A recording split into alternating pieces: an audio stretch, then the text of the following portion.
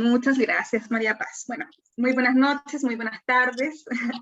Primero que todo, agradecer a MSA y a Wellness Connection por la invitación a este pequeño webinar de incontinencia de orina durante el embarazo, que es una condición tremendamente prevalente durante el embarazo y también en el posparto, que también vamos a hablar un poquito qué pasa con nuestro piso pélvico durante la gestación, qué modificaciones va finalmente experimentando y cómo se traducen estas modificaciones a ciertas disfunciones periperineales o de piso pélvico, ¿ya? Hoy día yo estoy representando a SEKIM, al Centro Kinésico de la Mujer. Este es como nuestro webinar lanzamiento de nuestra nueva alianza, que estamos muy contentos, así que esperamos que sea de todo su agrado.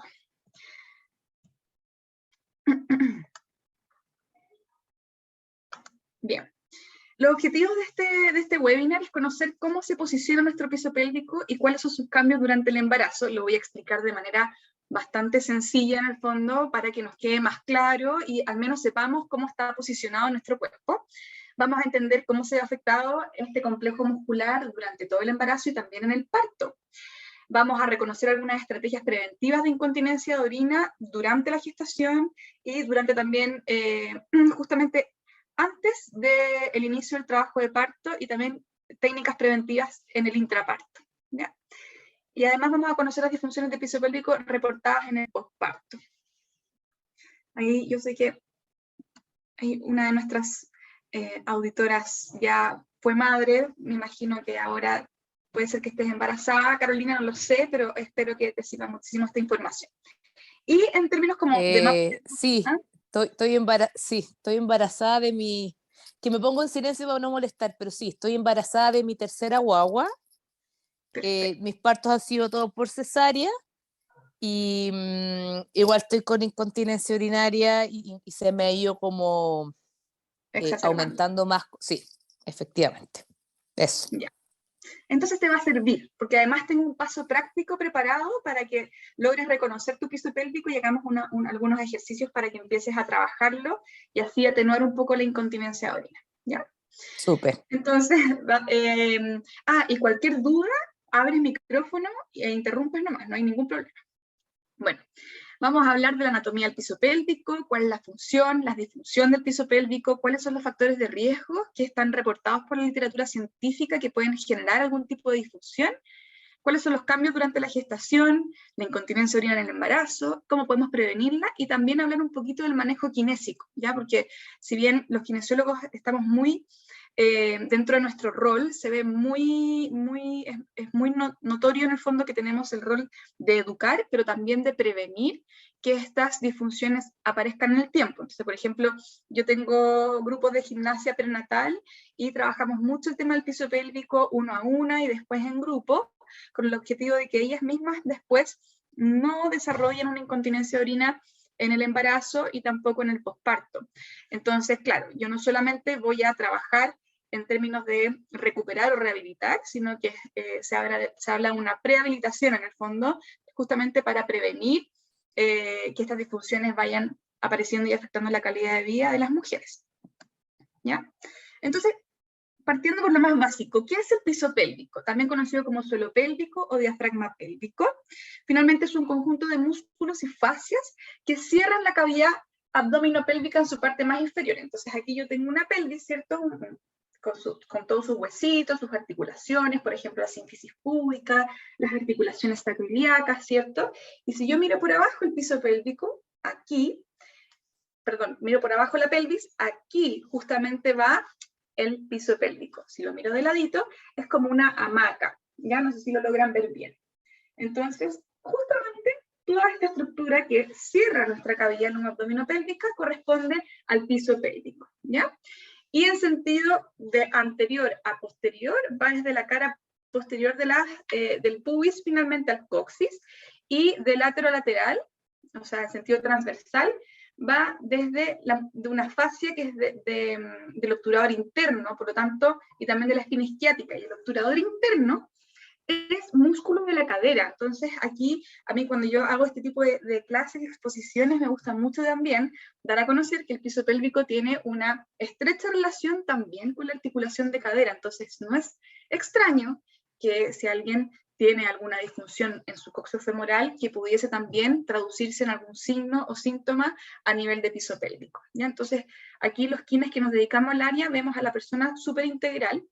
No solamente nos dedicamos así como caballito de carrera a lo que es la musculatura y las fases del piso pélvico, sino que también evaluamos cómo están sus caderas y evaluamos también cómo está su columna, sobre todo su columna lumbar, ¿ya? Entonces, eso es el piso pélvico. Ahí está posicionado, por si alguien no lo sabía, ahí tenemos nuestro piso pélvico. Entonces, esta es una visión, es un corte de esta manera en el fondo, ¿ya? O sea, ahí lo que podemos ver es el canal vaginal. Todo esto es el canal vaginal de nosotras. Aquí vamos a encontrar el cuello del útero y el útero arriba, ¿ya? Entonces ahí está la guaguita, ¿cierto?, en el útero, y divide, finalmente conecta el útero con la vagina, el cuello del útero. Entonces nosotros las quienes que nos dedicamos al área, evaluamos el piso pélvico a través del canal vaginal, y también lo podemos hacer a través del canal rectal según corresponda, ¿ya? Entonces todos estos músculos tienen diversas funciones.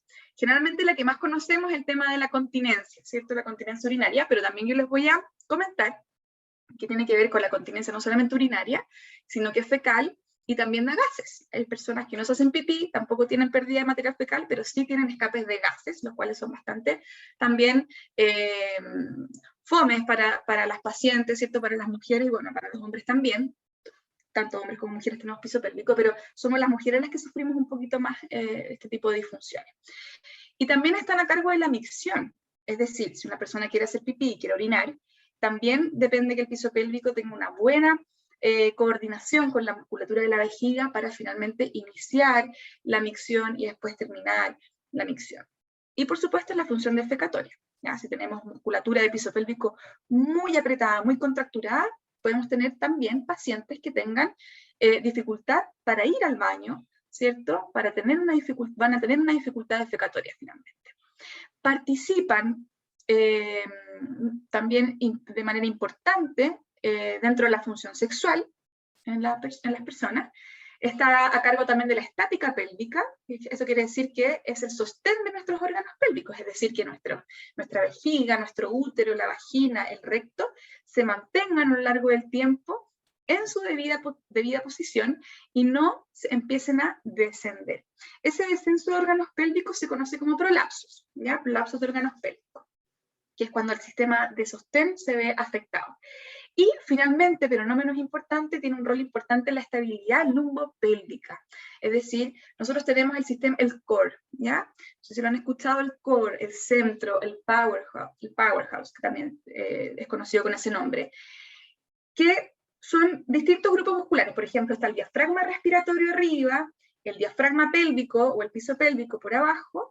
En su pared anterior está la musculatura del transverso abdominal, y por pared posterior están los multífidos lumbares, que son músculos muy pequeños y muy profundos que le dan la estabilidad a las vértebras lumbares principalmente. Entonces, cuando todos estos músculos trabajan en conjunto, se coordinan, se coactivan, tenemos finalmente un sistema estable.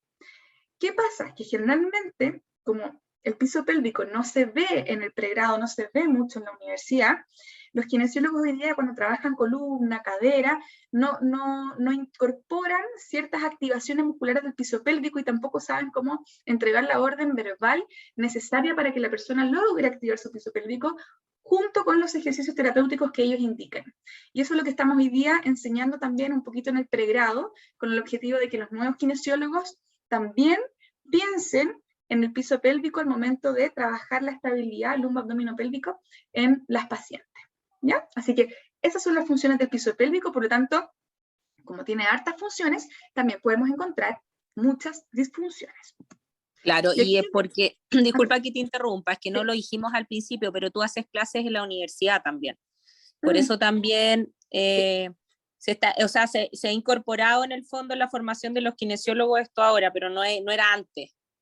No, esto, o sea, hasta el día de hoy, en el fondo lo que se ve es una pincelada del piso pélvico, finalmente para que el kinesiólogo que está en formación lo conozca y decida si quiere seguir formándose después de recibir su título, en el fondo. Pero al menos el rol estabilizador lo damos muy, muy fuerte, entonces le enseñamos cómo dar una orden verbal, que lo vamos a ver en el práctico después, para que la Perfecto. persona lo reconozca. Ellos no están capacitados aún para hacer una evaluación de piso pélvico, y eso siempre se lo decimos también. Y también lo manifestamos a las pacientes y a las personas en general, que si tú vas a ir a quina de piso pélvico, que realmente sea especialista, ¿ya? Porque no es algo que se enseñe a cabalidad en el pregrado. Yo llevo muchos años estudiando el piso pélvico y siempre sigo aprendiendo cosas. Por eso hago harta docencia, porque me encanta mantenerme actualizada. Pero hay millones de cosas y es muy entretenido, ¿ya? Bueno, y aquí, como les decía, como el piso pélvico tiene varias funciones, podemos encontrar varias disfunciones. Obviamente, esto se los muestro para que tengamos como más noción, más conocimiento. Sin embargo, nosotros nos vamos a enfocar principalmente en lo que es la incontinencia de orina, ¿ya? Y la incontinencia de orina la podemos dividir en tres, o pueden haber tres tipos de incontinencia de orina. La de esfuerzo, que es la más prevalente, es la que más se repite en la población femenina, sobre todo en el embarazo, y el típico, se me escapa el pipí al estornudar, al hacer un esfuerzo, ¿cierto? Como toser, cuando me río con mis amigas mucho rato, se me dice pipí de la risa, es algo real, literal. Por ejemplo, cuando tomo en brazo a otro de mis niños, ¿cierto? Cuando troto, cualquier acción que genere un esfuerzo intraabdominal y que sobrepase finalmente las presiones vesicales, y con toda esta debilidad de piso pélvico, ¡pum!, se escapa. Y puede ser un escape pequeño, hay personas que dicen, no, se me escapan gotitas, no es tema. Después puede haber un escape de un chorrito. Y también hay personas que sufren escapes, o sea, vaciado vesical completo, o sea, que se hacen pipí real, no son capaces de cortar el chorro y mojan toda su ropa, ¿ya? Entonces ustedes comprenderán que también esto va acompañado de una alteración en la calidad de vida de las mujeres. Entonces, por eso se trabaja de manera integral. Y también está la incontinencia de urgencia, que es una incontinencia asociada al deseo imperioso de querer orinar. Por ejemplo, yo ahora estoy tranquila, conversando con ustedes, ¿cierto? Mostrándoles estas diapositivas y de repente les digo, perdónenme, tengo que correr al baño porque y me voy nomás. Porque si no voy, me hago. Y eso es una urgencia, es un deseo imperioso sin previo aviso. No es que yo vaya al baño porque me estoy aguantando. No, yo estoy tranquila y de la nada vienen estas ganas imperiosas de orinar, y asociadas a esas ganas imperiosas de orinar viene la pérdida de orina. Y también está la incontinencia mixta, que es la combinación tanto de incontinencia de esfuerzo como de urgencia, ¿ya? Bueno, y todas las otras de incontinencias anorrectales, hablamos un poquito de fecal, de gases, ¿cierto? Los prolapsos, y también las disfunciones sexuales que lamentablemente están a la vuelta de la esquina, o sea, mucha prevalencia, alta prevalencia desde el punto de vista de esas disfunciones también. Entonces, ¿cuáles son los factores de riesgo, ¿ya? Que podemos presentar nosotros las mujeres para gatillar, ¿cierto?, una disfunción de piso pélvico? Y la literatura ha demostrado que el embarazo y el parto son las más poderosas, ¿ya? Lamentablemente. Y por eso estamos acá hoy día, para también mostrar qué otros factores de riesgo están asociados, a ver si podemos modificar algo en nuestro estilo de vida para al menos ayudar a atenuar un poco los síntomas, o las que todavía no tienen síntomas, para evitarlos, ¿ya? Todas las actividades que impliquen aumento de la presión intraabdominal generan o podrían ser un factor de riesgo para gatillar una disfunción de piso pélvico. Actividades que impliquen aumento de la presión perineal también, ¿ya?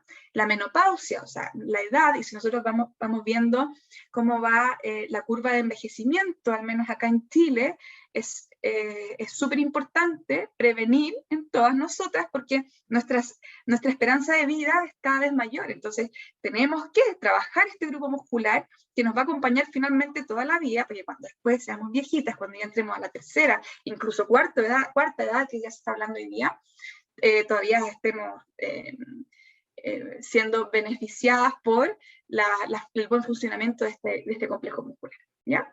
Las cirugías de órganos pélvicos también están asociadas como factores de riesgo a daño de piso pélvico, y por supuesto el tratamiento oncológico, principalmente lo que es la radioterapia pélvica.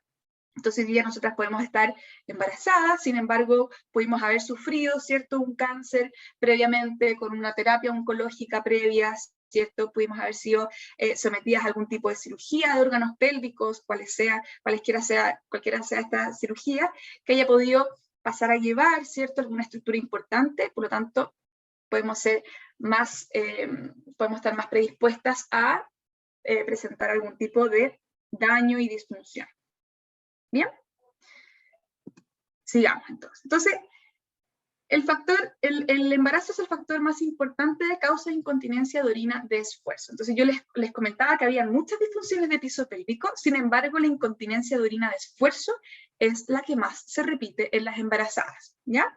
Nosotros en la consulta, en Sequín, recibimos muchas incontinencias de orina de esfuerzo en el embarazo y también en el postparto, ¿ya? Entonces yo como que tengo mi bandera de lucha aquí, es como empezar ya a educar a nuestras hijas, a niñas más pequeñas finalmente en etapa escolar, sobre la importancia de esta musculatura, de poder protegerla, sobre todo cuando hacemos educación física en el colegio, que nos hacen hacer estos controles de abdominales en pendiente, en velocidad y todo.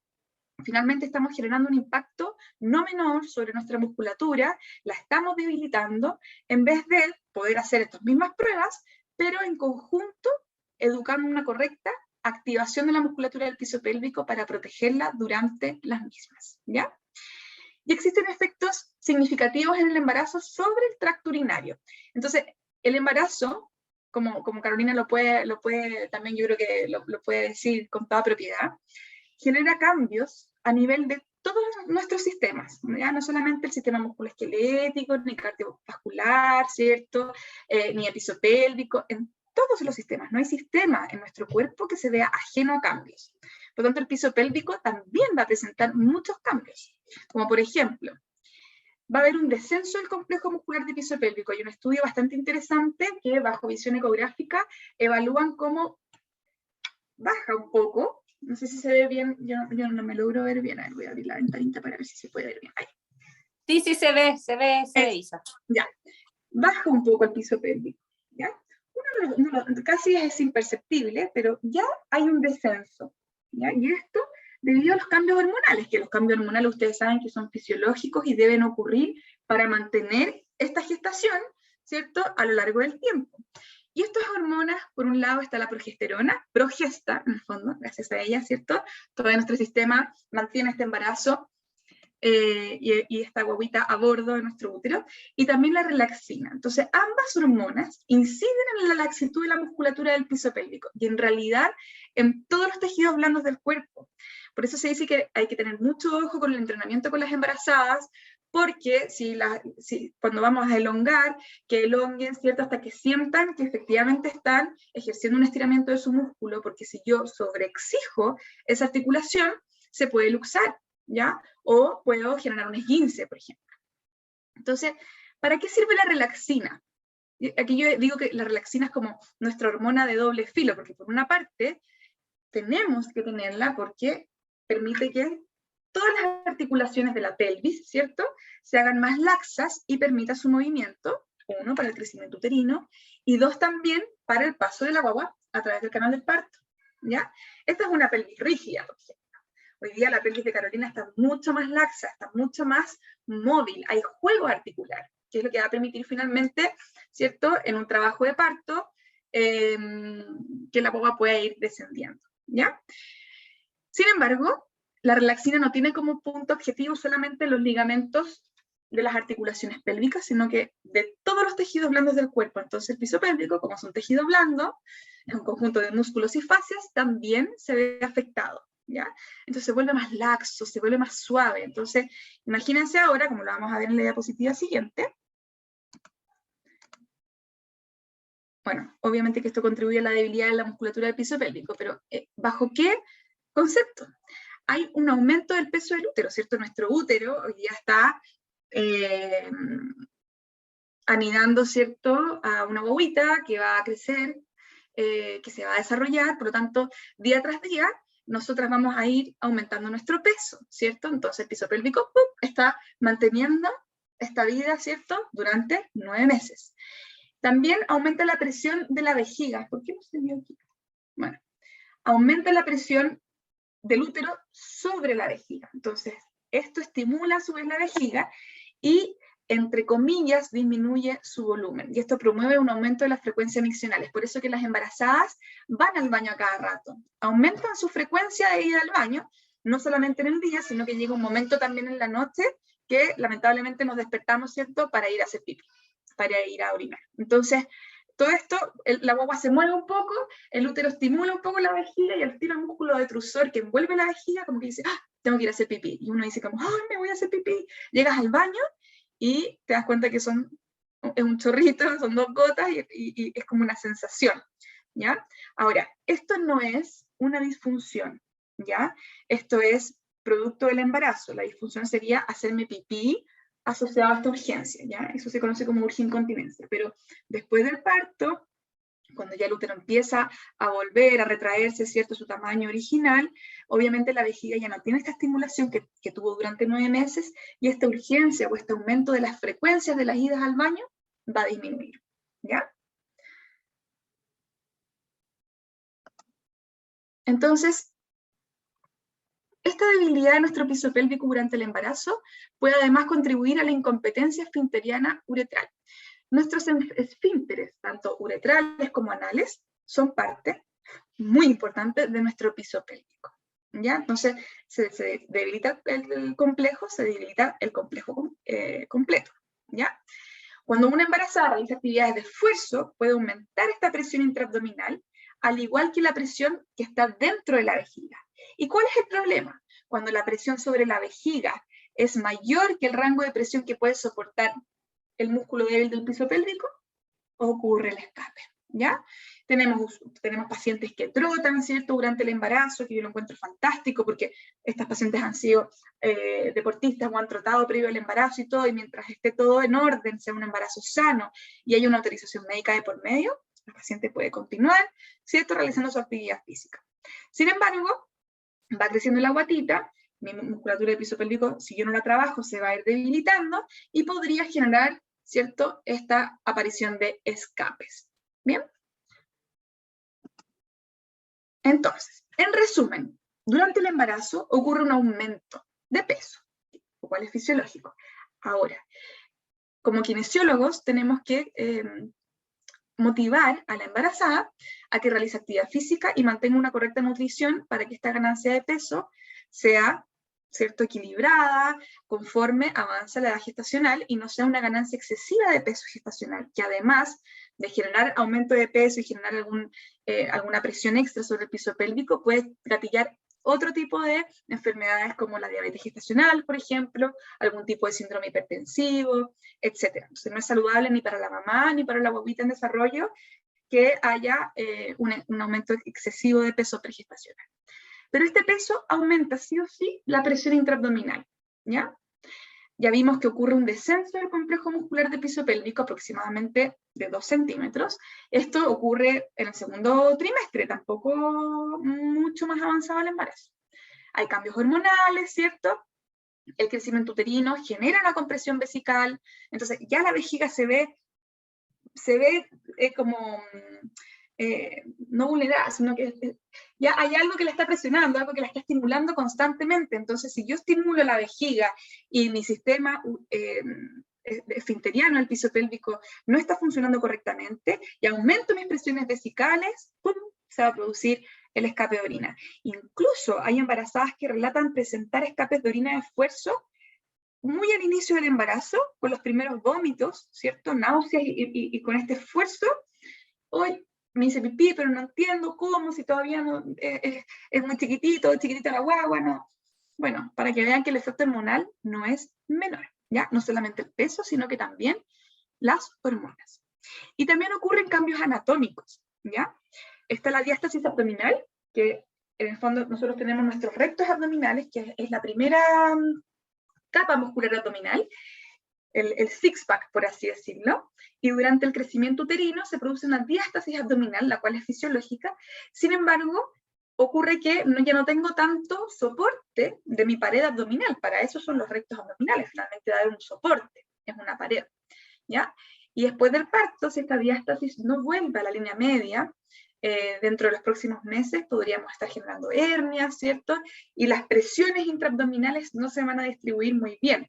Entonces vamos de nuevo a generar más presiones sobre nuestro piso pélvico, ¿ya? Uy, disculpa, y yo te quería hacer una consulta. Consulte. Lo que pasa es que, bueno, yo como te comentaba, yo tengo 2 hijos, pero con Ignacio, que tiene 3 años, me quedó como que nunca me volvió 100%, me doy cuenta porque cuando hago como hago una contracción así como isométrica, y me miro y veo que tengo como un poco levantado ahí justo arriba del ombligo. Claro. ¿Eso es posible volver a juntarlo completamente o no? ¿O ya no? ¿Cuánto tiene tu última guagua? 3 años. 3 años. Mira, hay que evaluarlo porque cuando es una diástasis mayor a 4 centímetros, mayor a 5 centímetros, ya la resolución es quirúrgica. Ya con Kinen tampoco voy a hacer mucho. Y hoy día hay harta literatura que habla, por ejemplo, yo cuando empecé a estudiar el tema del embarazo, la diástasis y todo, yo aprendí muchos ejercicios finalmente para ayudar a juntar las diástasis. O sea, a disminuir la diástasis, en el fondo, ejercicios de aproximación, ¿cierto? De ambos rectos y todo. Y otro tipo de ejercicios asociados al crunch. Y la verdad que hoy día se sabe que por más que uno intente como ir juntando, los rectos vuelven a la línea media de manera, van solos en el fondo, es casi una resolución espontánea. Por más que yo haga ejercicios de juntar, finalmente los rectos van a volver solitos. Entonces hay que evaluar qué pasa, porque las diástasis umbilicales, porque la diástasis se evalúa en el ombligo, sobre el ombligo y bajo el ombligo, ¿ya? Claro. Generalmente sobre el ombligo y bajo el ombligo son muy chiquititas. Yo siempre palpo como un dedito aquí y aquí ya nada. Pero las umbilicales ocurre como una cosa así, ¿ya? Es donde más cuesta que cierre. Entonces, por eso hay que evaluar y hay que ver bien, porque puede ser que también haciendo ejercicio, que te gusta hacer actividad física, pueda generar una hernia a ese nivel. Entonces, claro, al final uno piensa que haciendo más abdominales es mejor y al final es peor. Mira, los abdominales bajo visión ecográfica, los tipo crunch, se ha visto que ayudan a juntar las diástasis. ¿Ya? O sea, perfecto. si te hago una ecografía y te pido un crunch, voy a ver esto en tu recto. Crunch, ahí. Crunch es el abdominal tradicional. Entonces, junto. Y después separo, junto, separo. Entonces, todo eso, junto con una buena electroestimulación, por ejemplo, y ejercicios muy localizados, son ejercicios súper analíticos. Yo siempre le digo a mis pacientes cuando llegan a recuperación postparto, que tú los ves los ejercicios y, pucha, los ejercicios pomes de la ISA, pero cuando los haces bien, de verdad que se siente una correcta activación abdominal y las pacientes quedan agotadas. Y al día siguiente te dicen como, oye, es como que hubiera hecho 8.500 abdominales y en verdad son ejercicios tan analíticos, tan propios solamente de esa musculatura, que sirven un poquito más para como fomentar, más que se junten, a que la paciente logre activarlos y reconocer después del parto su musculatura. Estuvimos independientes si es una cesárea o si es un parto vaginal, la guaguita creció, la guatita creció, entonces también los rectos se separaron mucho y como que la distensión también de la musculatura genera más debilidad. Entonces hay que verlo bien ahí. María Paz, yo igual te recomiendo una buena evaluación para ver finalmente qué tan separado está, porque si es que ya llevas 3 años posparto, la verdad es que es difícil que vuelva a su posición ya ahora, ¿ya? Sí. Pero sí trabajarlo porque para no dañarlo. Entonces, la plancha, por ejemplo, el isométrico, no te va a generar no te va a juntar, te va a ayudar más el crunch. Perfecto. ¿Ya? Ya, pero ese es un súper buen dato. Super. Ya, muchas gracias. De nada. Y vas ahí, el nivel de actividad física. Espérate, que me faltó los cambios posturales. Entonces, cuando uno está esperando guagua, ¿cierto? Se han fijado que como que aumenta la lordosis lumbar, como que la curvatura de la lordótica de la columna lumbar se acentúa más. Y eso es porque la pelvis, que tiene esta posición originalmente, también va más hacia la anteversión. Entonces, ahora los vectores de fuerza caen justamente sobre el piso pélvico. Cuando uno no está en embarazo, está un poquito más en retro, la pelvis y los vectores de fuerza caen más sobre el sacro o más hacia el pubis. Pero cuando estamos embarazadas, cae todo sobre el piso pélvico. Y el nivel de actividad física también es tremendamente importante y fijarse también en los tipos de ejercicios que estamos haciendo. O sea, si yo tengo una embarazada que hace halterofilia, es muy probable que pueda gatillar una incontinencia en un futuro, ¿ya? Pero si es una persona que está trabajando controladamente en un gimnasio, haciendo trabajo aeróbico, de musculación, con buenas pausas, y al final los últimos 10 minutos de actividad física, conectar con el piso pélvico, hacer ejercicios de Kegel, como se conoce habitualmente los ejercicios de contracción y relajación, ¿cierto? Va a andar súper bien.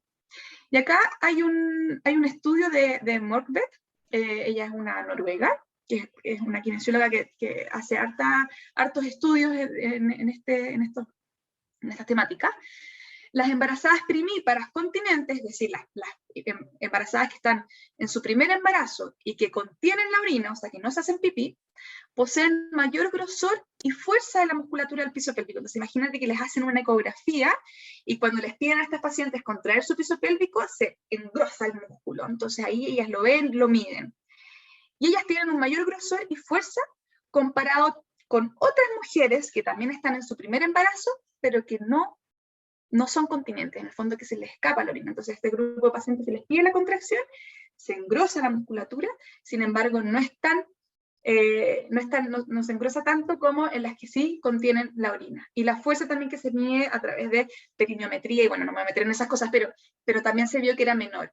Y es una diferencia estadísticamente significativa, ¿ya? Entonces, ojo ahí, si nosotros tampoco entrenamos nuestro piso pélvico durante el embarazo, probablemente se va a ir como, entre comillas, adelgazando o atrofiando esta musculatura y va a ser más propensa que frente a la recepción de estos aumentos de carga, genera incontinencia de orina.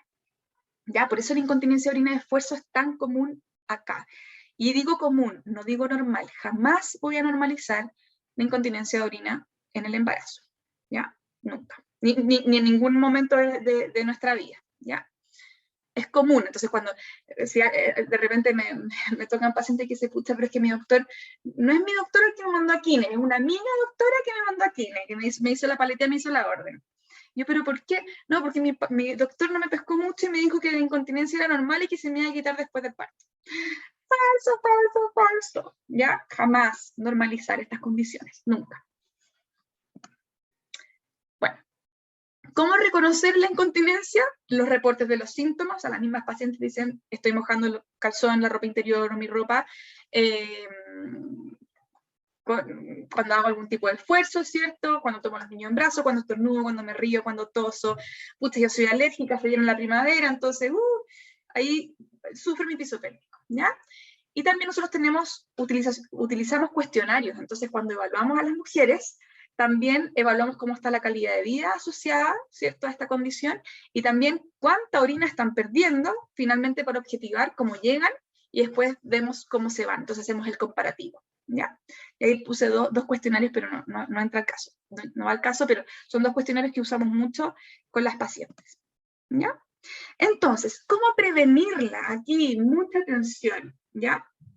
Vamos a aprender la correcta localización y concientización del piso pélvico. Como esta musculatura se debilita, recibe mucha carga de presión durante toda la gestación, muchas veces perdemos un poco su conciencia, o sea, nuestra concientización hacia el piso pélvico, o simplemente no la conocíamos hasta que alguien nos mostró el piso pélvico y nos pusimos como a indagar un poco más en internet, porque la verdad, yo no tengo ninguna paciente que haya llegado sabiendo perfectamente bien qué era su piso pélvico y entrenándolo, ¿ya? En general, esas son las pacientes que no llegan, también son las pacientes que ya están previniendo todas sus disfunciones. Entonces, dentro de las primeras sesiones, lo primero que hacemos nosotros justamente es que esta mamá reconozca su piso pélvico, lo incorpore dentro de su esquema corporal para después invitarlo a activarse y relajarse según los ejercicios que nosotros indiquemos, ¿ya? Después, ya sabiendo dónde está y siendo conscientes y conectando con nuestro piso pélvico, aprendemos a hacer una activación voluntaria del piso pélvico, ¿ya? Estas son la activación, ¿cierto? Contracción y relajación, más conocidos como los ejercicios de Kegel, ¿ya? Y esto lo hacemos durante todo el embarazo. O sea, yo que predico con mis amigas y todo, o sea, mis amigas se embarazan y llegan. Como ya, ¿qué tengo que hacer? Entonces lo que hago con ellas, en el fondo, que ya están súper entrenadas y medias asustadas también con este tema, les hago un plan de tratamiento, por ejemplo, las evalúo y les hago un plan de ejercicios de piso pélvico, que son súper cortitos, no te quitan más de 10 minutos cada vez que los haces, y después las voy agendando conforme avanza la gestación, reevalúo rápidamente y les voy cambiando, les voy modificando las rutinas, cosa que se vayan haciendo más complejas, ¿cierto? De repente si apareció una incontinencia de orina, cambiamos un poco la estrategia. Ay, ahí accedió alguien más, espérenme, la voy a admitir. Entonces, vamos modificando los ejercicios y ellas se mantienen haciendo ejercicios de activación y relajación durante todo el embarazo, ¿ya? No hay contraindicación para hacer ejercicios de piso pélvico. También la reeducación del core, ya súper importante, cuando yo hago los ejercicios, enseñar a coordinar, por ejemplo, con la respiración, el piso pélvico, llevar el ombligo adentro para activar también la musculatura más profunda del abdomen, etc. Después, corregir la técnica defecatoria. De aquí, vuelvo a insistir, que es porque vemos con una mirada integral a las pacientes en general, porque no es solamente un tema del pipí. Si yo no pregunto cómo es su función defecatoria, puedo estar saltándome un paso súper importante para ayudarla a prevenir. Por ejemplo, si tenemos la constipación, ¿por qué no me aparecen mis imágenes aquí? Espérenme. Ahí sí. Ahí sí. Muchas veces ocurre durante el embarazo que se produce una constipación, y esto es por las mismas hormonas que hablábamos en un principio, la progesterona sobre todo, que disminuye también la motilidad intestinal. Entonces es muy común escuchar a las embarazadas decir, pucha, desde que me embaracé me cuesta mucho ir al baño. Entonces van al baño, pujan, lo pasan mal. Hay pacientes que no tienen ningún problema, y también los suplementos como el hierro generan un poquito más de constipación. Ahora hay unos suplementos nuevos que se supone que no tienen ningún efecto en términos de la función digestiva finalmente, pero hay veces que les cuesta mucho. Entonces, preguntar, ¿cómo vas al baño? Yo, por ejemplo, cuando me embaracé, yo tengo 3 hijos, y cuando me embaracé, del primero al tiro, me compré mi pisito, que no sé si lo ven ahí, que que está acá, o sea, súper parecido a ese, que es plegable, y me lo compré en un supermercado, y hasta el día de hoy lo tengo, y se pliega de nuevo, y lo dejo entre la muralla y la taza del baño. Entonces, cada vez que voy al baño, ¡pum!, despliego mi pisito, y la gracia de esto es que cuando yo subo los pies sobre el piso, este ángulo, ¿se fijan? Este ángulo, que aquí cuando uno va al baño de forma como aprendimos siempre al baño acá, un tema cultural también, es recto, un ángulo de 90 grados prácticamente. Y aquí, fíjense cómo se modifica ese ángulo, y con ese ángulo se modifica también la musculatura posterior del piso pélvico, principalmente el músculo puborectal. Entonces yo, al hacer esto, favorezco el descenso y la salida del bolo fecal, por así decirlo, ¿ya? Sin la necesidad de hacer mayor esfuerzo. Pero ocurre también que cuando nosotros preguntamos si pujan para ir al baño, te dicen, sí, tengo que pujar, y me salieron hemorroides. Yo tengo pacientes que de repente llegan con las hemorroides como ya no sé qué hacer, dejan de hacer ejercicio porque les molesta, no pueden estar tanto rato sentadas porque les molesta, se ponen de pie, ya están cansadas, se quieren volver a sentar. Entonces es como un círculo vicioso. Entonces todas estas enfermedades hemorroidales que aparecen durante el embarazo también es producto de esto, en el fondo del pujo, de estas pacientes constipadas que les está costando ir al baño. Entonces uno, simplemente con la indicación de usa un pisito, y lo otro que es el pujo en pistón diafragmático en el fondo. Si necesito pujar, que sea botando el aire, no en apnea, ¿ya? No sé si se entiende bien la diferenciación entre el pujo en apnea y el pujo en expiración. O sea, el pujo en apnea es hacer la fuerza sin botar el aire, ¿ya? Y el pujo en expiración es al revés. Yo hago la fuerza, pero al mismo tiempo boto el aire, porque así disminuyo la presión intraabdominal. Y justamente lo que estábamos viendo antes, si yo favorezco mucho el aumento de presión intraabdominal, lo que estoy haciendo es generar más sobrecarga sobre mi piso pélvico.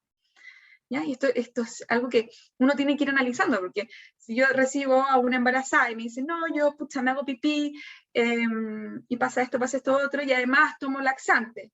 Y se prenden las alarmas, como, ¿por qué tomas laxante? No, porque me cuesta mucho ir al baño. Entonces, ahí es otro factor de riesgo, el pujo constante. Y ojo, chiquillas, que esto no es solamente en el embarazo, sino que también en cualquier otro momento o etapa del ciclo vital de nosotras podría presentarse también una época de constipación o ser constipadas desde siempre y generar pujo constantemente, y eso va a ir debilitando mi piso pélvico, tenga o no tenga guaguas, ¿ya? Así que ya saben lo que tienen que conseguirse para poder también disminuir, ¿cierto?, este factor de riesgo que es el pujo, generando más presión sobre nuestro piso pélvico, ¿ya? La técnica del NAC, se la voy a enseñar también ahora en el práctico, justamente es, yo les enseño a contraer el piso pélvico antes de un esfuerzo. Entonces ustedes me dicen, pucha, me hago pipí cuando toso. Entonces, ok, vas a toser, contrae el piso pélvico, aprietas y toses. Ya, aprietas de nuevo y toses. Voy a estornudar. Aprieto mi piso pélvico, estornudo. Y después suelto. Pucha, solamente pierdo pipí cuando, no sé, tengo que hacer aseo en la casa y tengo que correr un sofá, y ahí con correr el sofá, al tiro se me escapa el pipí. Bueno, prepárate, contrae tu piso pélvico, bota el aire y corre el sofá, ¿ya? Esa es la técnica del NAC, es una contracción anticipatoria a momentos de esfuerzo. ¿Se entiende eso? ¿Quedó claro ese concepto? Porque lo vamos a ver, lo vamos a practicar. Sí, sí. O sea, yo lo entendí por lo menos. También la actividad física, ¿cierto? Bacán que la mujer haga actividad física, puros beneficios, ¿cierto? Sin embargo, ojalá supervisada y también incorporando el piso pélvico a los distintos ejercicios, ¿ya?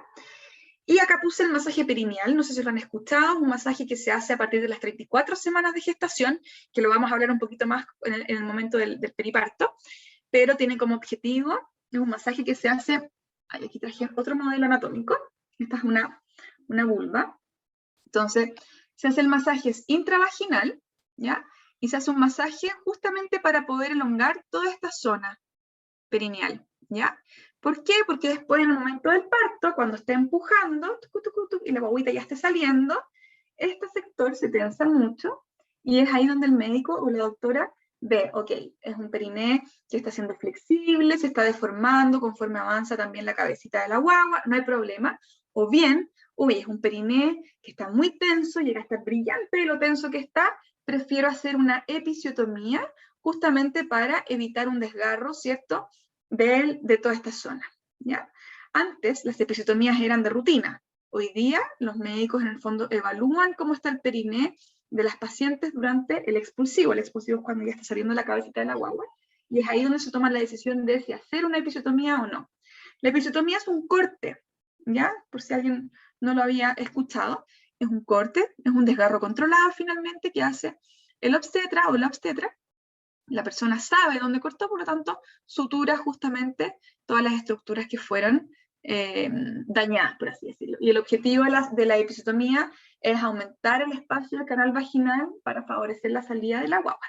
Y hoy día, este masaje perineal nosotros los enseñamos justamente para que el periné, además de ser un periné fuerte, porque lo hemos ido trabajando durante el embarazo, sea un periné flexible, ¿ya?, al paso de la guagua. Entonces, que la obstetra diga como, qué buen periné, no es necesario hacer episiotomía.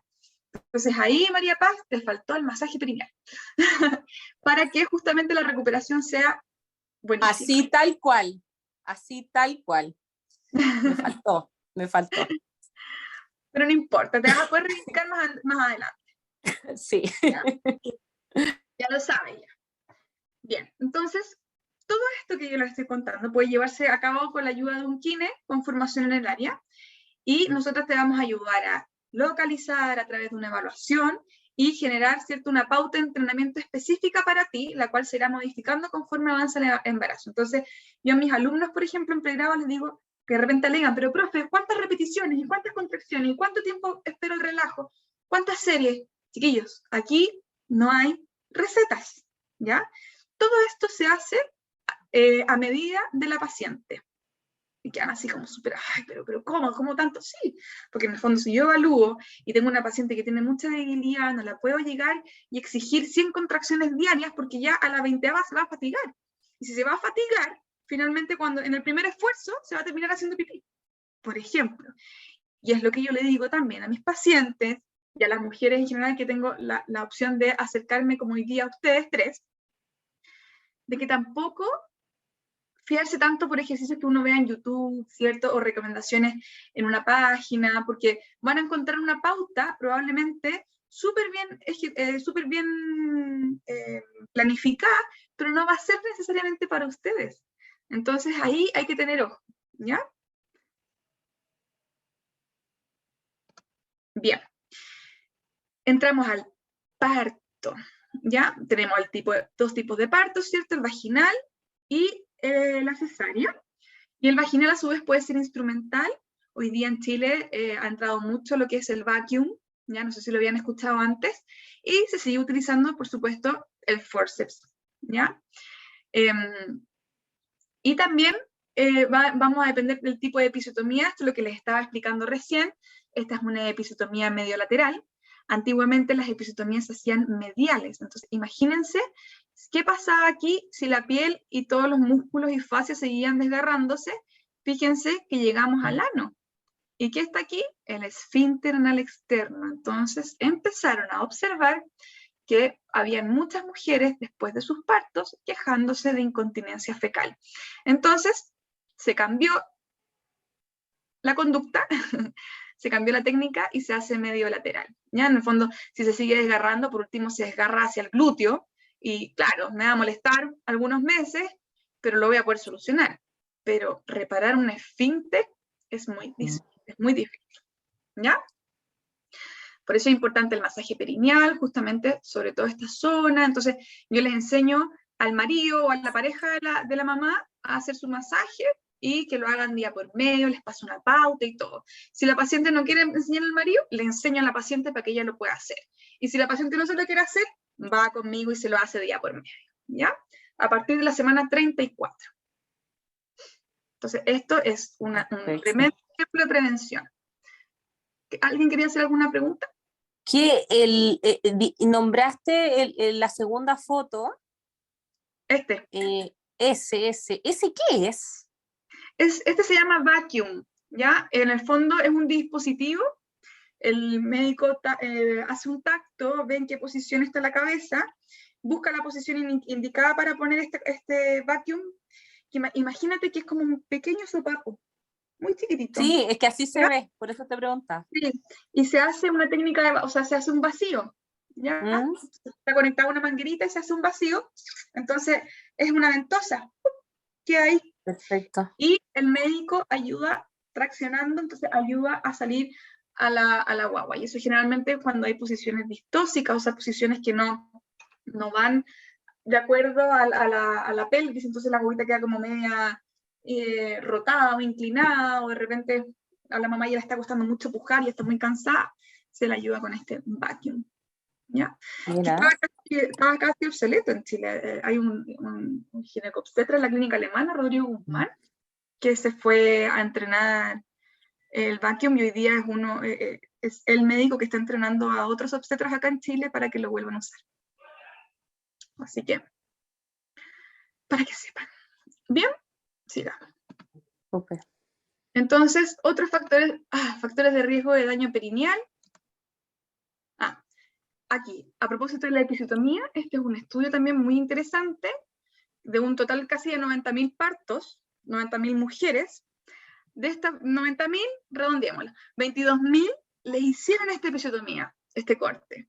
Y a 65.000 no le hicieron episiotomía. Fíjense en los casos de desgarro grado 3, grado 4. Los desgarros de grado 3 o grado 4 implican desgarro de esfínter anal externo y también esfínter anal interno, ¿ya?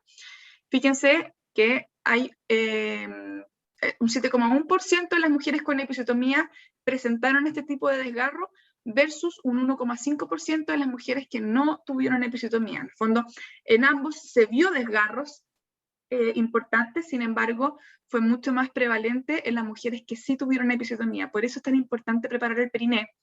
Y también hablar con el médico tratante cuando uno va con un plan de parto de ojalá evitar la episiotomía, ¿ya?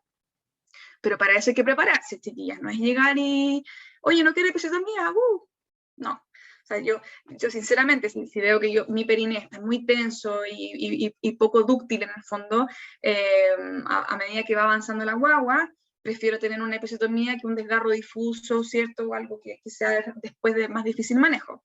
Pero si yo tengo una paciente que tiene un periné maravilloso, que es dúctil, que es flexible, que responde bien, pucha, no lo corte, ¿ya? Entonces, eso hay que también enseñar a las mujeres a que se empoderen en su plan de parto. ¿Ya? Y también las posiciones también van a favorecer, ¿cierto?, el riesgo de daño perineal. Por eso esta es la posición de litotomía, ¿ya?, que ya no se usa prácticamente, pero antes a las mujeres las hacían parir y las hacían pujar en esta posición, lo cual era tremendamente incómodo. Pensé que la guagua tiene que salir en esta dirección y mi centro de gravedad, o sea, la fuerza de gravedad viene en esta, o sea, cero apoyo, ¿ya? Entonces hoy día se posiciona...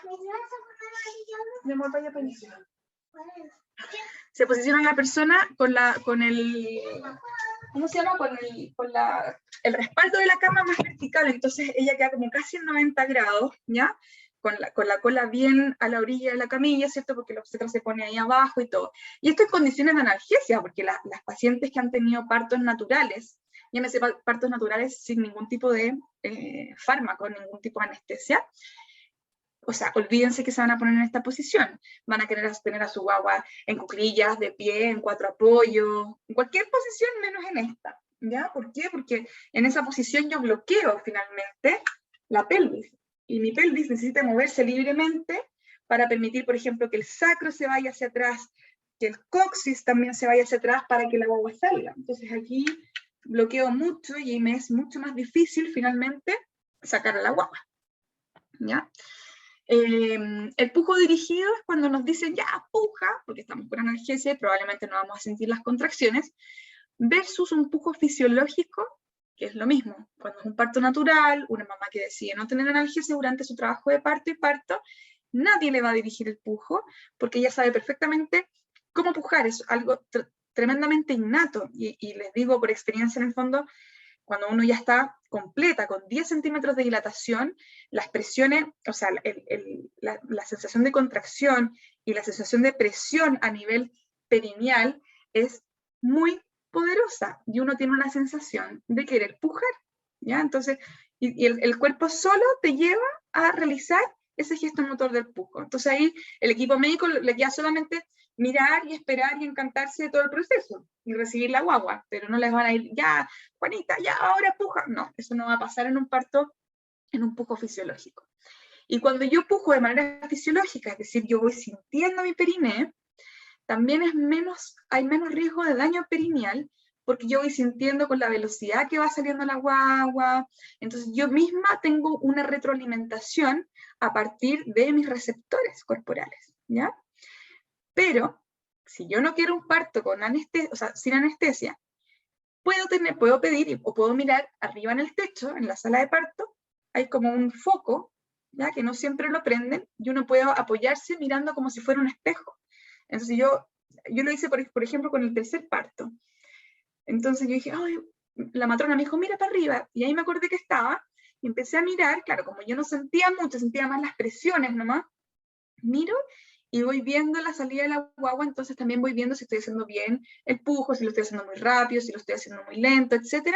Y logro finalmente expulsar, ¿cierto?, a mi guagua sin ningún daño a nivel del periné, ¿ya? Y lo otro, que también es un factor de riesgo importante, es la maniobra de Christeller, no sé si la habían escuchado, o la maniobra de presión de fondo de útero, en donde puede ser la matrona o cualquier integrante del equipo médico que genere una presión justamente a ese nivel para, entre comillas, favorecer el expulsivo. Esto no tiene evidencia científica y hoy día es considerado como una de las técnicas que es como cuestionada como violencia obstétrica, ¿ya? Lo que hace esa maniobra finalmente es aumentar muchísimo la presión intraabdominal y con esto aumentar también la presión perineal. Si la guagua no está saliendo, si está en una posición distóxica como la que está mostrando la imagen, claramente ahí es el médico o la doctora, ¿cierto?, que tiene que ayudar a esta guagua a reposicionarse para que finalmente logre encontrar el camino de salida y no seguir doblándole el cuellito, ¿ya? Ya. Y aquí, ¿qué pasa con los factores de riesgo en el posparto? ¿Ya? Factores de riesgo para una incontinencia de orina de esfuerzo. Entonces, yo les puse aquí que esta es una revisión sistemática con metaanálisis. En el fondo es el top de línea en términos de lo que dice la literatura científica hoy día. O sea, es una recopilación de muchos artículos científicos, ensayos clínicos randomizados, y después más encima se hace un análisis que se llama metaanálisis, finalmente, que evalúa el efecto, ¿cierto?, de los distintos factores de riesgo, ¿ya? Este estudio tuvo como objetivo determinar la relación entre los múltiples factores de la incontinencia de orina y la incontinencia de orina de esfuerzo postparto, ¿ya? Como les hablaba también, la incontinencia de orina no solamente es una de las complicaciones más comunes en el embarazo, sino que también en el posparto, ¿ya? Pero su origen es multifactorial, ¿ya? No basta con un solo factor que yo les acabo de nombrar como para gatillar una incontinencia de orina, sino que puede ser 1, 2 o incluso muchos más, ¿ya? Y el trauma obstétrico es uno de los factores de riesgo más importantes, ¿ya? Entonces, claro, con esto uno dice, pucha, qué bueno que tuve cesárea, o después de esto, no, yo prefiero, voy al tiro ¿cómo se dice?, programar mi cesárea. Pero déjenme decirles que, además del parto, el embarazo también es un factor de riesgo importantísimo. Entonces, tú vas a tener una cesárea, perfecto, pero acuérdate que también tuviste 9 meses de embarazo, ¿ya? Muchas mujeres no pueden recuperarse tras el periodo posparto y eventualmente la incontinencia de orina se vuelve persistente. Hay mujeres que presentan incontinencia después del embarazo, pero después de unas semanas se les pasa. Baja la inflamación, la musculatura vuelve a ser más funcional y tiene como, uno dice, tiene una resolución espontánea, en el fondo que no tuvo ninguna intervención ni quirúrgica ni conservadora como lo que hacemos las kinesiólogas, y solita, así como llegó, se fue, ¿ya? Pero hay otras pacientes que presentan esta incontinencia y lamentablemente se exacerba en el tiempo. Y eso también es importante saber, que si yo en mi primer embarazo, o si estoy embarazada ahora y tuve incontinencia de orina en mi embarazo anterior, o en el anterior, eres más propensa a presentar incontinencia de orina en el embarazo actual. ¿Ya? Lo mismo con el dolor lumbar relacionado al embarazo. O sea, si yo tengo una paciente con dolor lumbar y le pregunto si tuvo dolor lumbar en su embarazo anterior, probablemente me va a decir que sí, ¿ya? Y aquí yo tengo que prevenir también, por si se quiere embarazar después otra vez, ojo con las posturas, ojo con el control motor y con el control muscular. Lo mismo con la incontinencia de orina. Y el parto vaginal efectivamente incrementa significativamente la incidencia de incontinencia de orina, por eso es tan importante que la prevengamos, ¿ya? Entonces, hay otros factores de riesgo dentro del primer año posparto, ¿ya? O sea, en el corto plazo. Yo tuve mi guagua hoy día, ¿y qué pasa el 10 de agosto del año 2023? Y sigo con incontinencia de orina. Esto puede deberse a que tuve un parto vaginal, una edad gestacional avanzada, ¿cierto? Un alto índice de masa corporal. Aquí no todo es guagua, no todo es piso pélvico, sino también que yo gané mucho peso durante mi gestación y eso finalmente se traduce en un aumento de presión sobre mi abdomen y sobre mi piso pélvico. Nuevamente, la ganancia excesiva de peso gestacional. La incontinencia de orina gestacional también es un factor de riesgo para que yo tenga incontinencia en el posparto, al menos dentro del primer año. Es lo mismo. Es la incontinencia de orina como solita, pero aquí con apellido. La incontinencia de orina de esfuerzo gestacional, la incontinencia de orina de esfuerzo en el posparto inmediato, ¿ya? Si tuve un parto instrumental, con alguno de los instrumentos que mencioné anteriormente, el vacuum o el forceps, porque eso está asociado también a la episiotomía, y el OASIS, que es un Obstetric Anal Sphincter Injury, ¿cierto? Son lesiones del esfínter anal, lesiones obstétricas del esfínter anal, ¿ya? Entonces, aquí no nos liberamos después del parto, que pucha, todas nuestras dolencias, todas nuestras disfunciones van a desaparecer, efectivamente, las hormonas empiezan a volver a sus niveles pregestacionales, ¿cierto? Como que todo vuelve un poco a la calma, pero estas disfunciones, si no las manejamos a tiempo, es probable que sigan aumentando, ¿ya? Y no solamente en el posparto, sino que en el mismo embarazo. Si yo empecé a presentar incontinencia de orina en mi primer y mi segundo trimestre, es muy probable que conforme avance la edad gestacional, producto de todo lo que hemos hablado, también aumente de intensidad, ¿cierto?, de mi escape de orina. ¿Bien? Prevalencia de la incontinencia de orina posparto, se habla entre un 0,7 a un 38%, dependiendo del autor, ¿cierto? Pero hay algunas controversias sobre la incontinencia de orina ya más allá de los 5 años posparto. Se habla entre un 24%, y también incluso hay un autor que habla de un 75%, o sea, un 75% de estas mujeres que presentaron incontinencia de orina en su posparto, se ha observado que después de los 5 años posparto continúan con esta incontinencia de orina, ¿ya?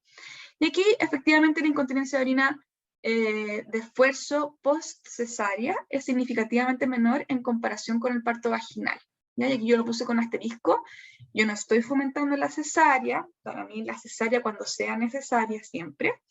Sin embargo, es algo que tenemos que tener a consideración, y también tenemos que manejar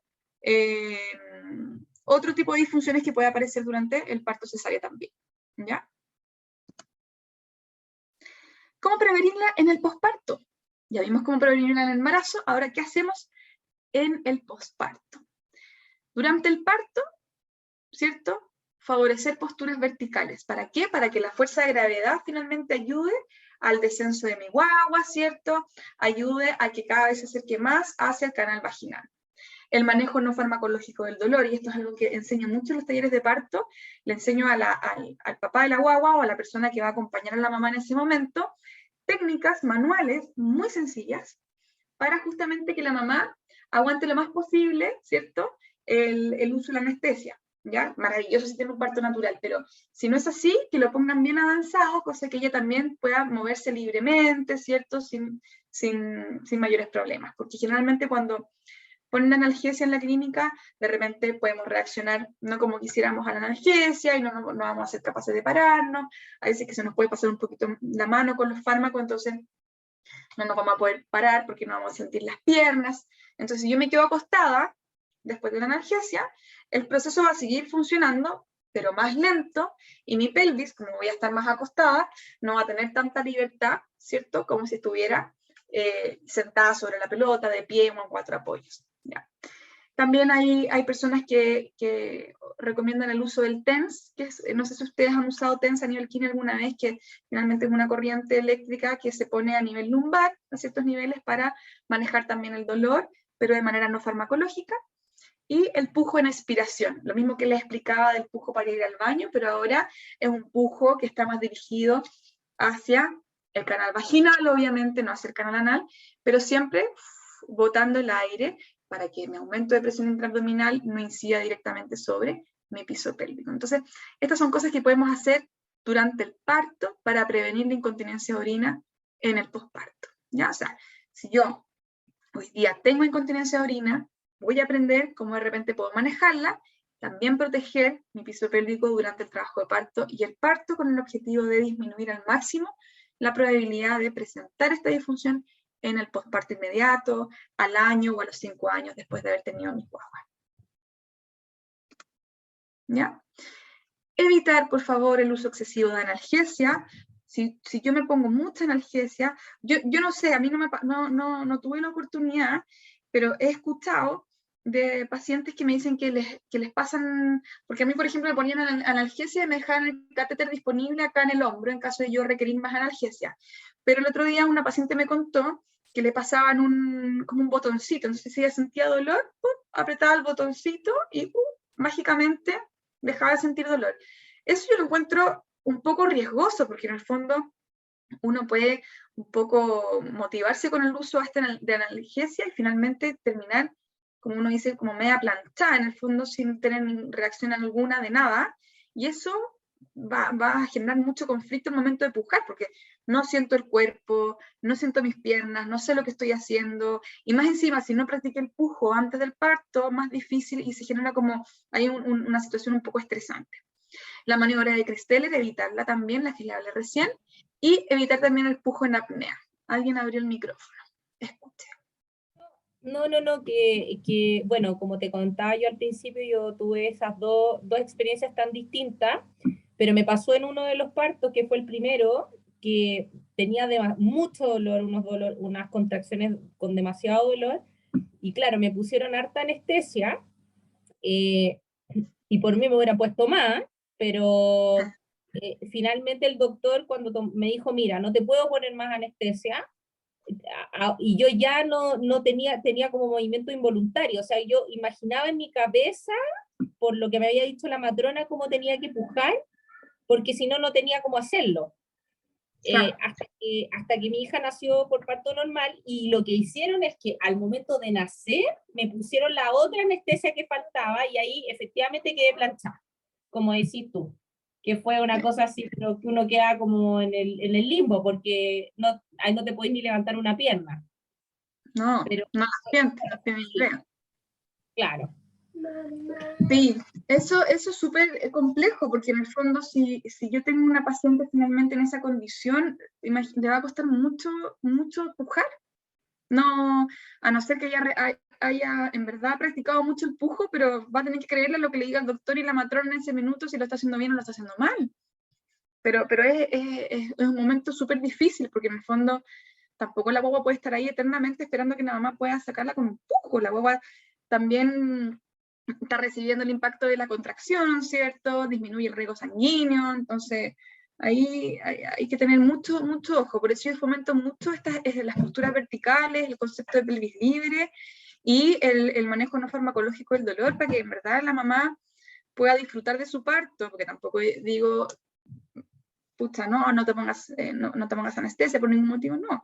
Pero si lo podemos atrasar al máximo posible, fantástico, porque en el fondo no es una dosis que se vaya acumulando en el tiempo, porque después la mamá, si llega ahí con 2 centímetros y pides al tiro anestesia, en un ratito más de nuevo anestesia, de nuevo, al final terminas con una paciente totalmente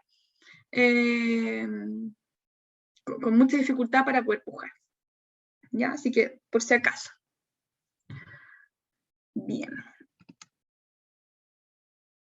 Y los famosos ejercicios de Kegel, ¿ya? Para que ustedes sepan, estos se llaman así porque nacen en la década aproximadamente de los 40 por un obstetra estadounidense que se llamaba Arnold Kegel, con el objetivo de fortalecer la musculatura del piso pélvico y mantener un control de la incontinencia de orina postparto. Entonces él decía, todas mis pacientes embarazadas van a hacer esta rutina de ejercicios de contracción y relajación del piso pélvico y veremos que no van a tener incontinencia de orina en el posparto. Y entonces yo siempre digo, Kegel estaría feliz porque ahora no solamente lo hacen las embarazadas, sino que lo hacemos con la mayoría de los pacientes que presentan algún tipo de disfunción, les enseñamos este tipo de ejercicio, ¿ya? Y sirve no solamente para la incontinencia de orina de esfuerzo, sino que para la incontinencia fecal, para la función sexual, tanto hombres, mujeres, niños, viejitos, todos, ¿ya?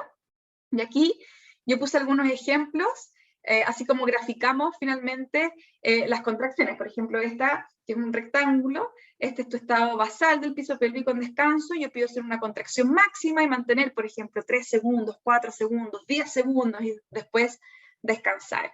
Estas son contracciones rápidas, poderosas, explosivas, entonces contraigo, suelto, contraigo, suelto, contraigo, suelto, y así uno va generando distintas pautas de entrenamiento, distintos ejercicios que se van volviendo un poco más complejos a medida que avanza también el entrenamiento, no se hacen siempre los mismos, ¿ya? Ahí una de mis colegas en la clínica de la Universidad del Desarrollo, donde trabajamos con pacientes embarazadas y no embarazadas, está justamente mostrando un material educativo sobre el piso pélvico, muy interesante. Bien, entonces yo quiero poner en chiquitito porque las quiero ver. Bueno, no sé si yo estoy acostumbrada de repente, yo siempre prendo mi cámara, pero si no quieren prender la cámara no importa. Miren, quiero que hagamos un paso práctico y que cada una de nosotras localice su perineo, ¿ya? ¿Qué vamos a localizar primero? el núcleo central del periné. Entonces, esta es una vulva, que obviamente, estos son todos músculos del piso pélvico, ¿ya? Es una mujer que está acostada con las piernas abiertas, aquí está el pubis, aquí está el coxis, acá están las tuberosidades isquiáticas, que son justamente los huesitos en donde cuando nosotros nos sentamos, cargamos el peso. Entonces, el cero que ustedes ven ahí corresponde al núcleo central del periné. Yo se los voy a mostrar aquí en mi super modelo anatómico. Vendría siendo esto, ¿ya? Que es justo la distancia entre el ano y la vagina, ¿ya? Aquí. Y desde el punto de vista kinésico, este es un punto muy importante, porque si ustedes se fijan acá en la imagen, es donde se produce el mayor entrecruzamiento de fibras musculares entre el lado izquierdo y el lado derecho. Entonces, cuando yo evalúo y palpo acá y pido una contracción de piso pélvico, efectivamente siento la activación bajo mi dedo, ¿ya? Entonces yo digo, mira, la paciente está activando, ahora vamos a ver qué está pasando intravaginal. Pero hoy día quiero que localicemos nuestro piso pélvico a través de este punto. Todos estos músculos que ustedes ven acá, todas estas estructuras rojitas, corresponden a musculatura del piso pélvico. Fíjense acá, está la sínfisis del pubis, aquí podemos ver el clítoris con su capuchón, esta es la uretra por donde hacemos pipí, el canal vaginal, ¿cierto? Y por supuesto el canal anal, ¿ya? Entonces, ahí ustedes si quieren pueden estar ahí mismo sentados o pueden estar acostados. Cuando yo enseño esto por primera vez, como si fuera el primer approach con mi paciente, lo hago acostada justamente para sacar la fuerza de gravedad y que la paciente pueda hacer el ejercicio de activación sin un esfuerzo extra. Sobre todo cuando hay mucha debilidad muscular, esta técnica me funciona súper bien. Entonces, palpamos nuestro núcleo central, aquí. ¡Pum! Si están con jeans, no les va a funcionar. Ojalá estuvieran con calzas, ¿cierto? Algo más cómodo para poder palparlo. Ahí. Entonces, ¿qué les voy a pedir que hagan? Y aquí necesito mucha atención. Van a imaginar que quieren retener un gas, ¿ya? En el fondo, uy, quiero aguantar un gas. Entonces voy a activar mis esfínteres, ¿cierto? Y así yo debiese sentir, bajo mi dedo, que algo pasa, algo se mueve, estoy sintiendo la activación de un músculo.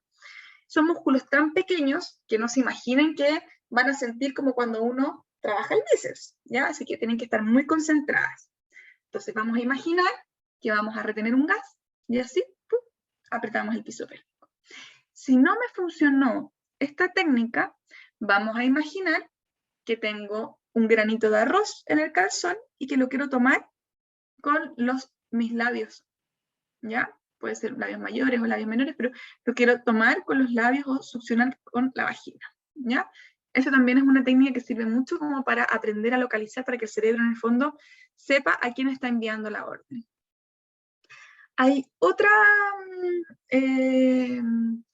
instrucción, que solamente instrucción, es una ejecución motora, que es la de cortar el chorro del pipí. Imaginarse que están cortando el chorro del pipí.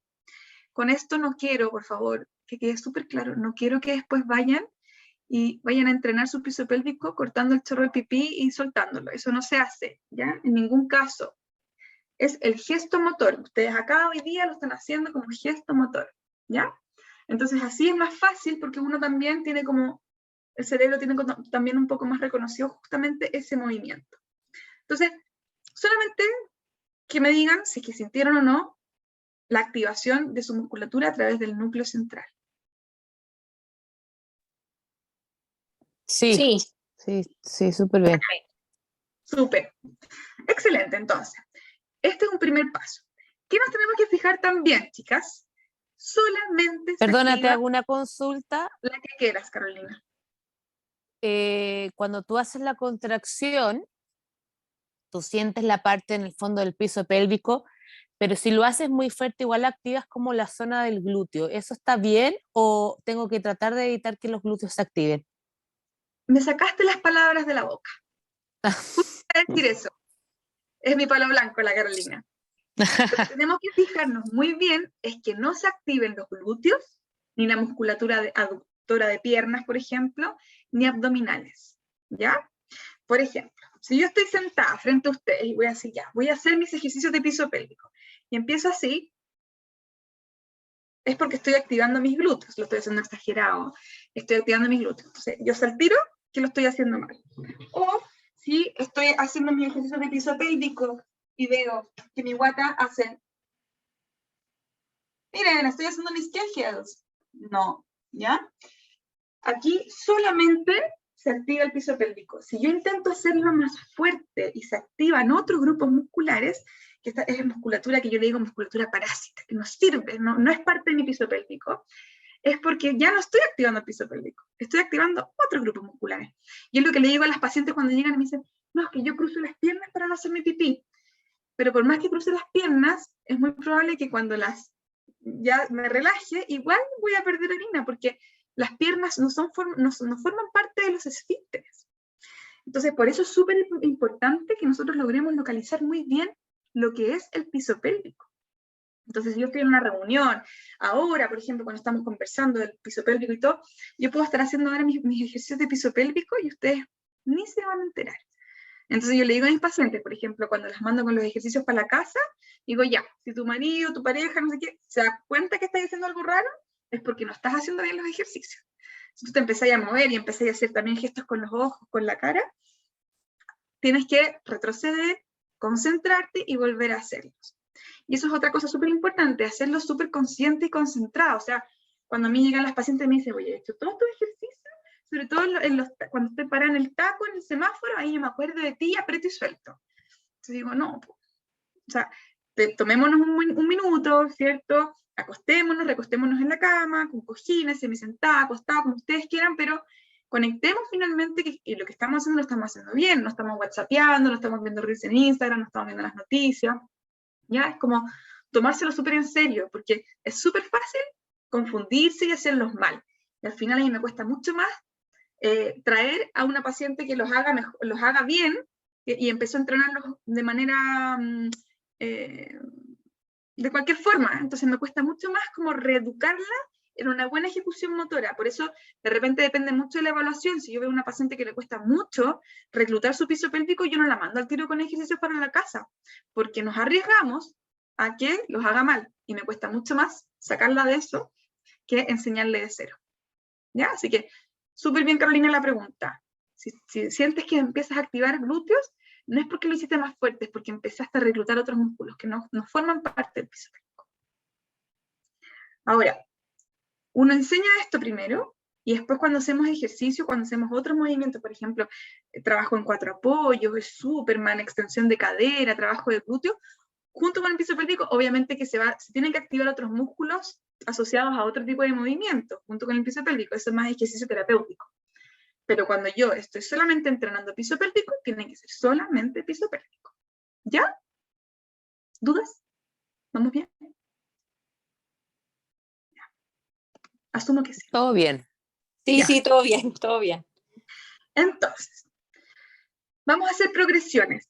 Voy a dar distintas instrucciones y lo vamos a hacer en progresión. Así que, ¿qué significa estar en supino? Estar acostada. Así que si alguna está ahí, tiene el celular o el computador cerca de un sofá o al lado de la cama, acuéstense totalmente planas, ¿ya? Pueden flectar las rodillas si quieren para que estén más cómodas.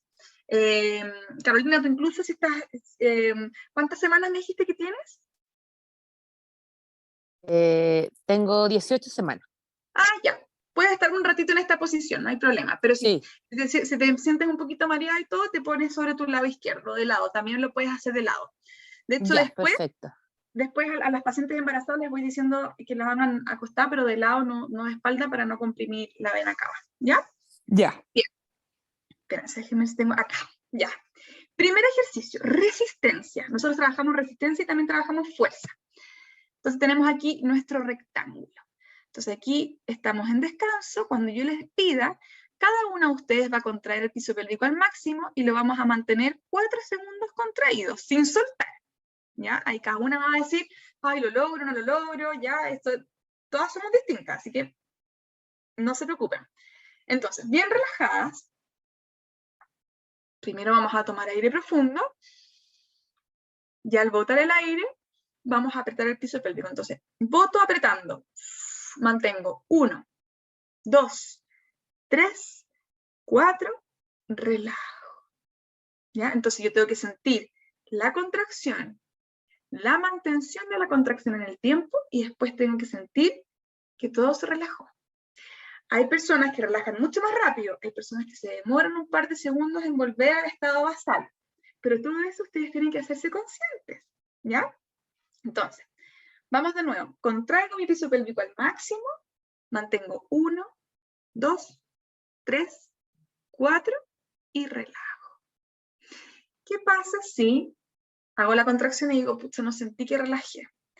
Probablemente contraje y después relajó muy rápido, antes de que yo me diera cuenta de que había soltado, se soltó sola la musculatura. Entonces, eso me habla de una alteración de las fibras de resistencia, ¿ya?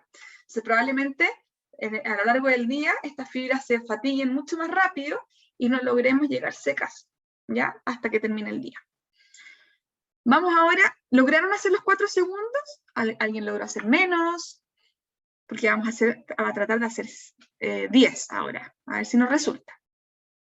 Entonces, preparadas, contraigo el piso pélvico, rápido arriba y mantengo 1, 2, 3, 4, 5, 6, 7, 8, 9, 10. Descanso.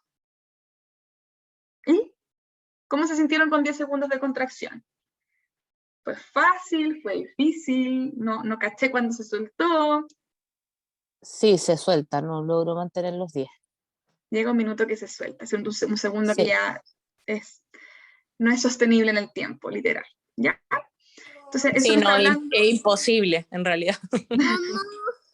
pero debiésemos ser capaces de sostener 10 segundos, ¿ya? Entonces, eso me está hablando de una alteración de las fibras de resistencia. Ahora vamos a hacer el otro ejercicio de apretar y soltar. Vamos a apretar y a soltar 5 veces rápidamente. Entonces, aprieto, suelto, ¿ya? En la misma posición, vamos.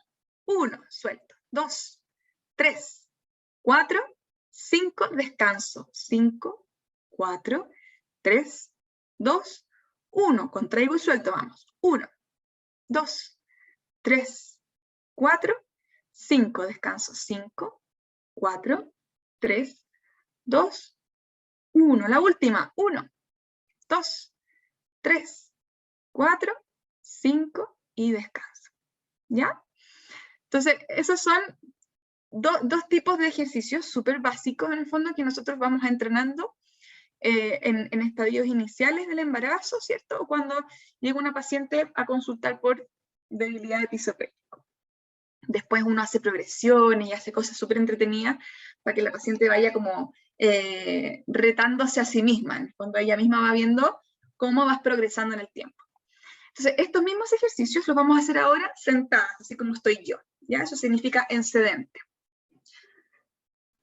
Entonces, sentaditas, siempre bien derechas, ambos pies en el suelo, ¿cierto? Apoyados en el suelo, espalda derecha.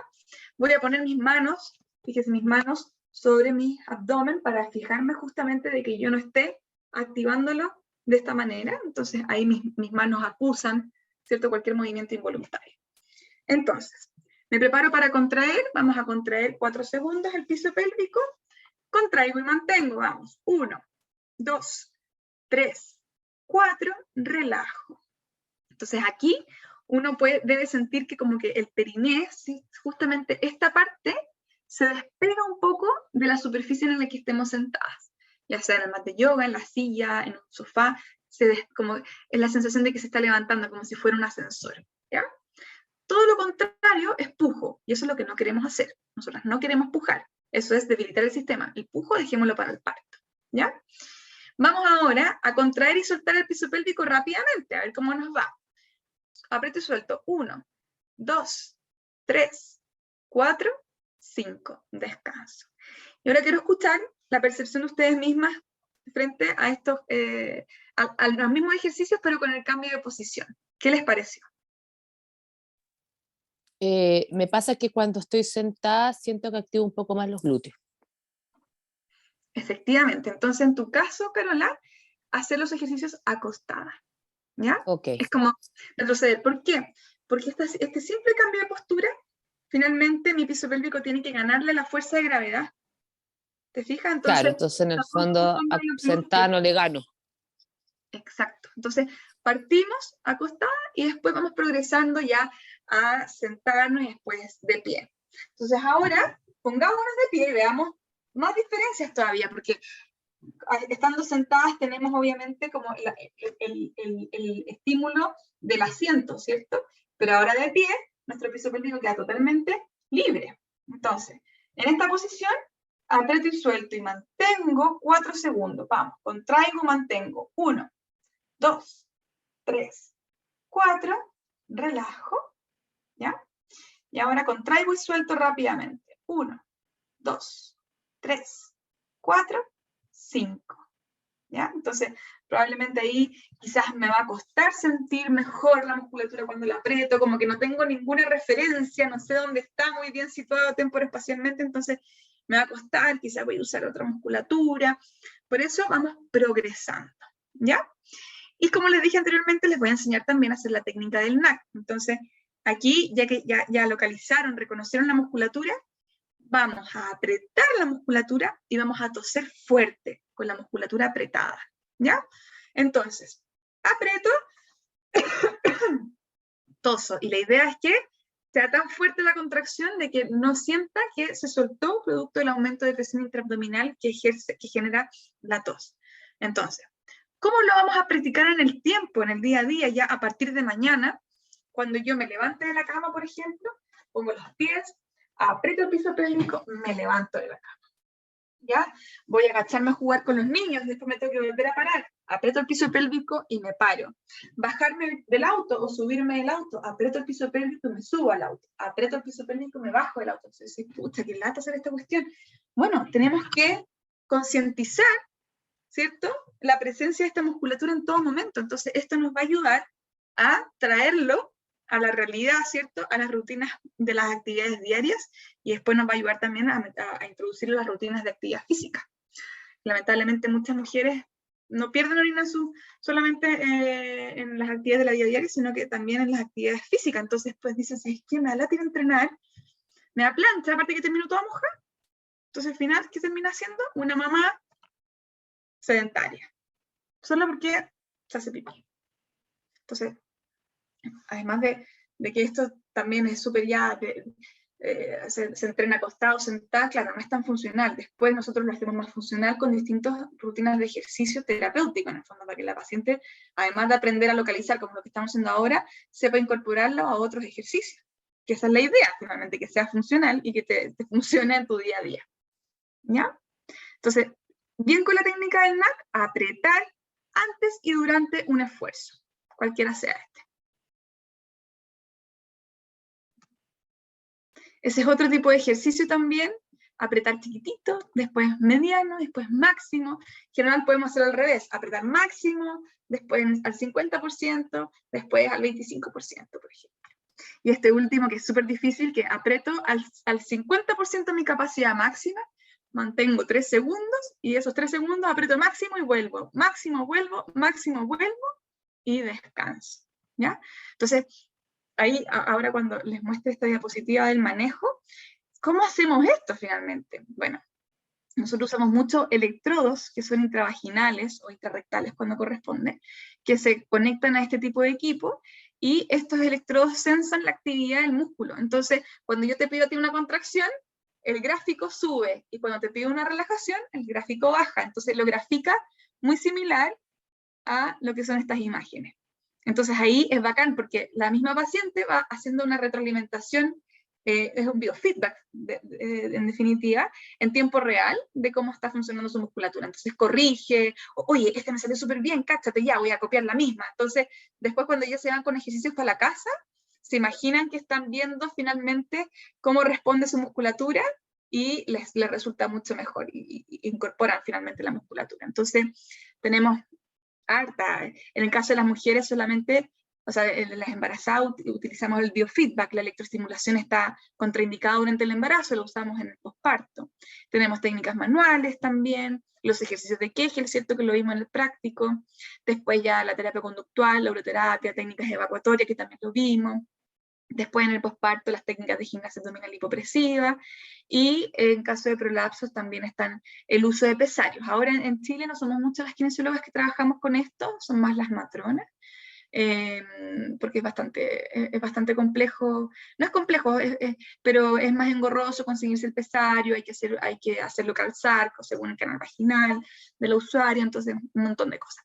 ¿Ya? Pero desde el punto de vista kinésico, estos son algunos de los implementos que utilizamos en las terapias, y lo más importante es que en la embarazada podemos hacer terapias, exceptuando la electroestimulación.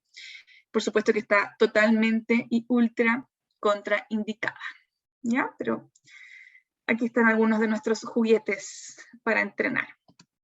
Así que eso, queridas. Muchas gracias María Paz, Carolina, por su atención. Espero no haberme pasado mucho de la hora.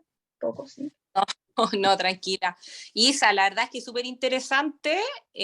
Yo creo que la verdad es que me considero una completamente ignorante. Juraba que sabía un montón de cosas, pero en realidad no sabía nada.